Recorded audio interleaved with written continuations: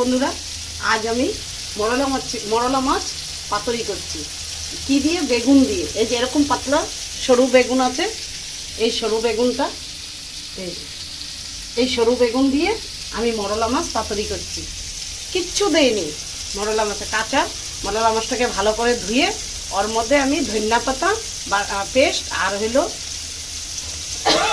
কাঁচা লঙ্কার পেস্ট, হ্যাঁ, পেঁয়াজটাকে সম্বার দিয়ে পাতলা পাতলা বেগুনটাকে কেটে লবণ মেখে রেখেছিলাম। পেঁয়াজটাকে ভেজে বেগুনটা ছেড়ে দিয়েছি।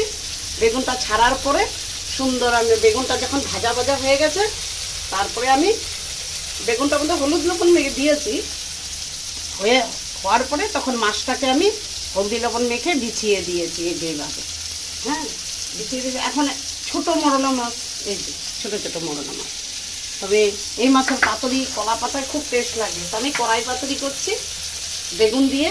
তবে এটাকে এখন আমি লাড়বো না, লাড়লে তো ভেঙে যাবে না ছোটো মাছ। তবে এই মাছটাকে আমি কি করব, এইভাবে ধরে ওকে আমি একবারে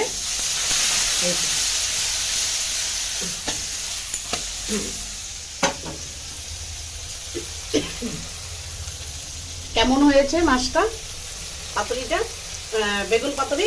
তবে লাইক করবে, শেয়ার করবে, কমেন্ট করবে। নমস্কার, ঠিক আছে।